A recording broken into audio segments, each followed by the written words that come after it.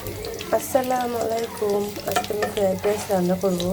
এই জন্য কড়াইতে প্রথম তেল দিয়ে রসুন কুচি আর আদা কুচি আর গোলমরিচ ভালো করে ভেজে নিচ্ছি। এগুলো হালকা ভেজে হয়ে গেলে আমি সবজিগুলো দিয়ে দেবো। সবজিগুলো ভালো করে ভেজে নেব।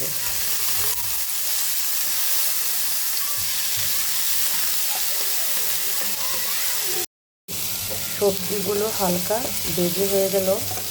এখন আমি দিয়ে দেব টমেটো সস,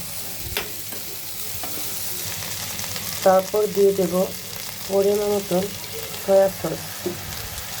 ভালো করে এগুলাকে ভেজে নেব।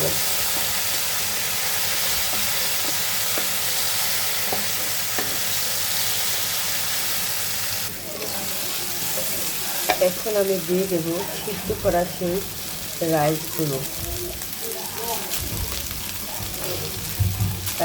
দিয়ে সুন্দর করে আমি ভাতগুলোকে ভেজে নেব।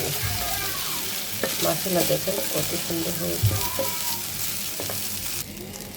এখন দিয়ে দেব পরিমাণ মতন ঘিটা অবশ্যই দেবেন।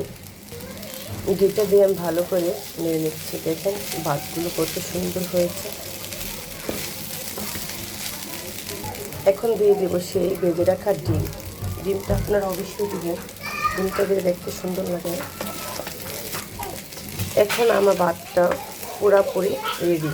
আপনারা এইভাবে অবশ্যই বাসায় ফ্রাইড রাইস তৈরি করে খাবেন।